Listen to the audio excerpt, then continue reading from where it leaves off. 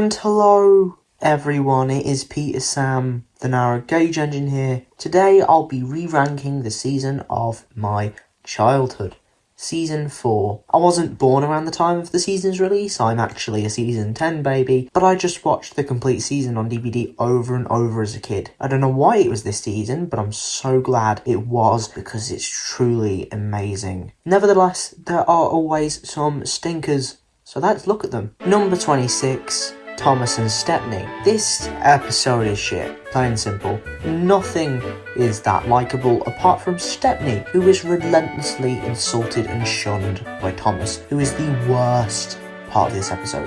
Thomas is a dick here. The story is very dull and it's just so boring. Stepney has charm and his ability to win Thomas over is amazing, but that doesn't happen until like the last minute, which is disappointing. Stepney has a lot of good episodes here, but this is not one of them. Number 25, Passengers and Polish. The TLDR line of this episode is Duncan is a colossal arsehole for 5 minutes. Yeah, this one isn't great. I get what this story is striving to do, but it just doesn't work. I think when Duncan's complaining to himself and things are happening to him, the humour arises, but when it affects other characters, it's just frustrating. A more focused episode on Duncan would have been funnier, but this is what we're stuck with. Duncan being rude for no reason other than an attempt at humour, which failed massively. Number 24, Special Attraction. Special Attraction makes absolutely no sense. The two stories that make it up are loosely and lazily connected, and it's just here to pad out the runtime. The writers could have done very interesting stories that aren't either of the ones here, and they would have just been so much better. Drip Tank, Triple Header, Scrambled Eggs, many others. Also, can I just mention Bulstrode is literally just Bulgy, but without the wheels, the creativity, or the redemption arc. So just another boring supremacist villain with a slightly amusing comeuppance. Great. Number 23, Thomas and the Special Letter. This whole episode is just meh. It falls flat for me because there is no real story here.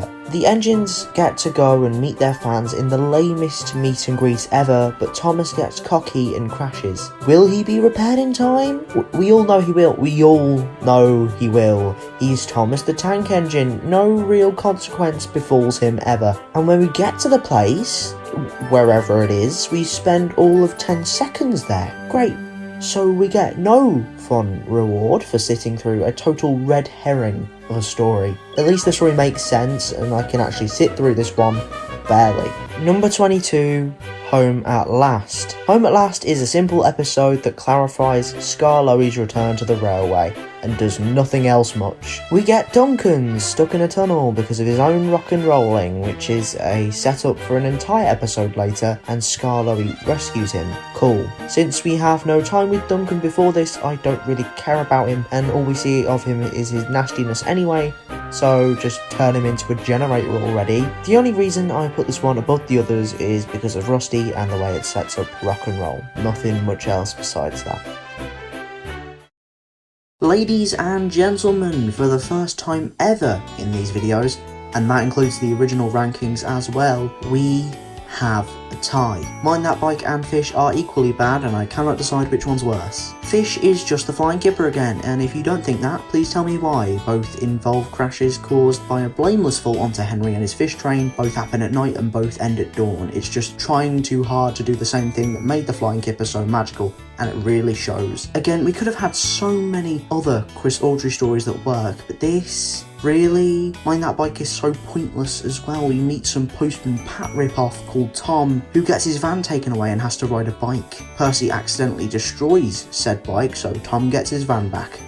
Great. Both have great openings though. The harbour with Fish, the shots of Tom driving around Sodor in Mind That Bike. Both beautiful visuals paired with great music. I guess if I had to pick, Mind That Bike is a tiny bit better because it at least tries to be something different and has beautiful shots as well. So yeah, sure, number 21's Fish and number 20's Mind That Bike.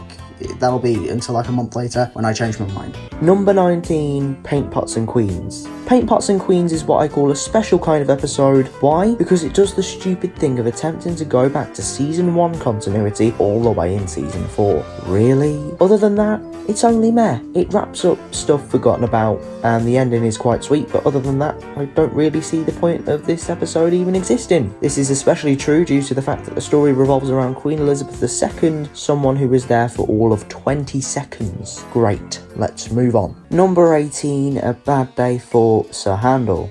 Okay, I know this looks kind of hypocritical since I did put Passengers and Polish in 25th, and this episode kind of follows the same beats. But do you know what this episode doesn't do? Have a protagonist that leaves passengers stuck on a fucking viaduct. The main difference between Passengers and Polish and A Bad Day for Sir Handel is that A Bad Day for Sir Handel hasn't got Sir Handel's conceit negatively affecting others as much as it does himself. I mean, yeah, he's still a colossal twat bag, but at least I can draw some humour out of this because Sir Handel still cares at least a little bit. Number 17, Rusty to the Rescue. Rusty to the Rescue follows the same basic concept as Escape and Save from Scrap before it, with some plot changes to fit the fact that Rusty is the one doing the saving, and to introduce the Stepney saga. There's some beautiful shots, sets and interaction here, with some of the most amazing music I've heard out of all of the seasons. However, as much as they try to pull it off, there's no risk here, or at least it doesn't feel that way. There are some diesels that tell Rusty to stop,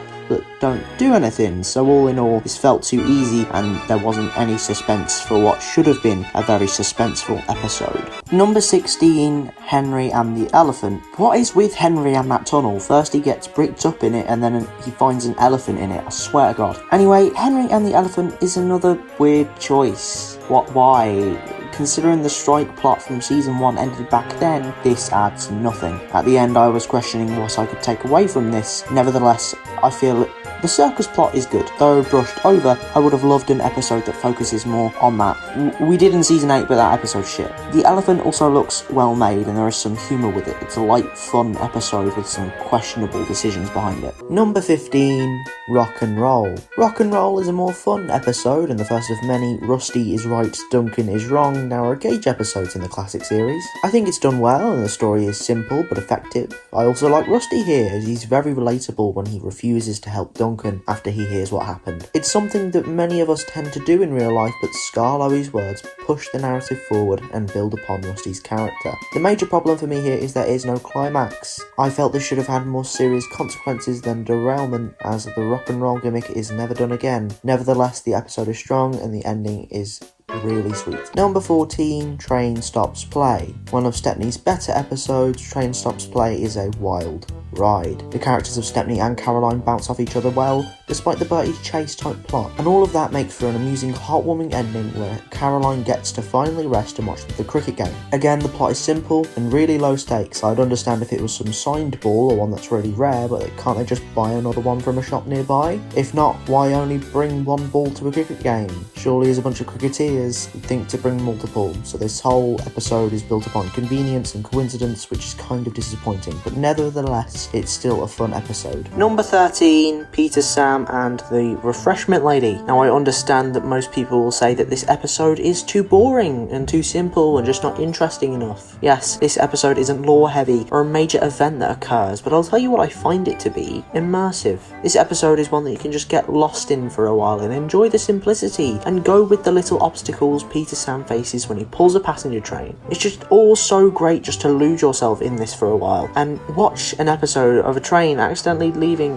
the Refreshment Lady behind. It's something more realistic than leaving your whole train behind. That's why this one is here. Number 12, Bowled Out. Bowled Out is an episode with a really good villain, one that takes pity upon the engines and acts like they're all old. That's a well done antagonist right there. The story itself is fun as well, having Bowler, as the Diesel's affectionately called, break down and Stepney save the day. Next day both go back to where they came from, with Stepney leaving with a huge send-off. Bowler on the other hand leaves in secret. The ending is great in this respect, showcasing that steam is still respected on this island and Diesel will never override them. This has been done before, but this is a new extreme as Bowler tries to take the Express, essentially threatening every engine's position on the island. But it fails and the engines keep their rails. Such a good story. Number 11, Bulldog. Bulldog just barely misses out on the top 10, but is still a valiant episode describing Falcon's first day pulling a train. He's still an arsehole as he's in his prime, but the pairing with the no-nonsense Duke creates great conflict and makes the crash, and in turn the resolution, that much better. I think the thing that weakens it the most are these sort of unnecessary scenes where the engines are just arguing as they puff along the tracks. I would have liked to have Falcon and Duke interact more, maybe at a station or something, so that these beautiful shots aren't as interrupted. Besides that, it is a really fun episode. Number 10, Trucks. Trucks is fun and barely beats Bulldog. I'll probably swap them over next week, but regardless, for now I have it here. Trucks has a decent story and is one I prefer the characters and the action to. So Handel fakes being sick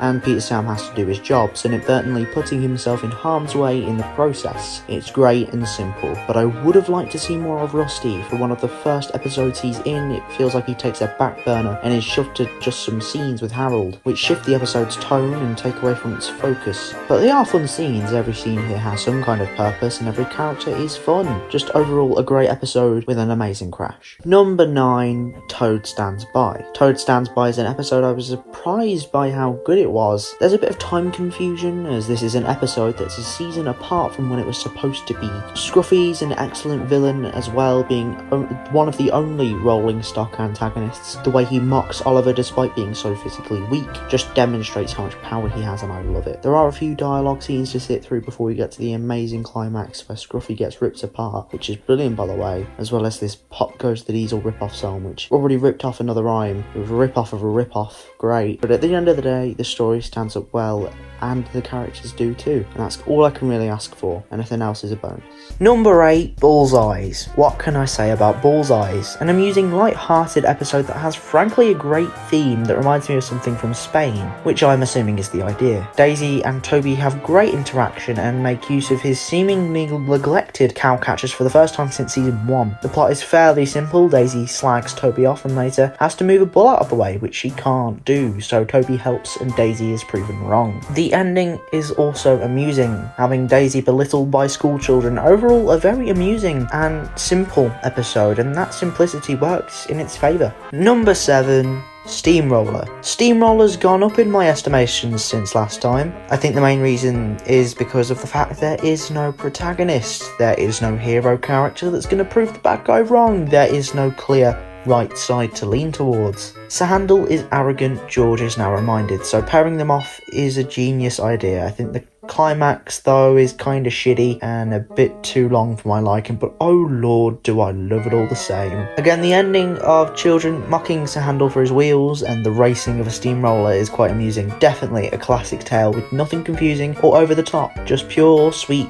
Thomas the Tank Engine and friends. Number 6, Gallant Old Engine. Gallant Old Engine is one of your engine gets stuck in a dire situation and pulls through episodes. It's grand, emotional, and every sort of amazing you could wish for. Duncan learning from the story is kinda in my opinion. We never really see a fallout from that, but it's alright all the same, showing the effect that morals the story presents has. I think Renee's here is great, and you could even say gallant. I think it's up there with the greats, and I guess I should move on. There's not much else I can comment on that others haven't already. Number 5, Four Little Engines. Four Little Engines sets up our main characters well, even if Renee's isn't around, and is quite an adventure. It's a story I could see being made into a full feature-length film if the writers tried hard enough. Scarlowy pulling through with a pop spring just goes to show how dedicated he is, especially because he never had to get those passengers home. His driver did say they could have just gotten the bus, but no, Scarlowy sticks it out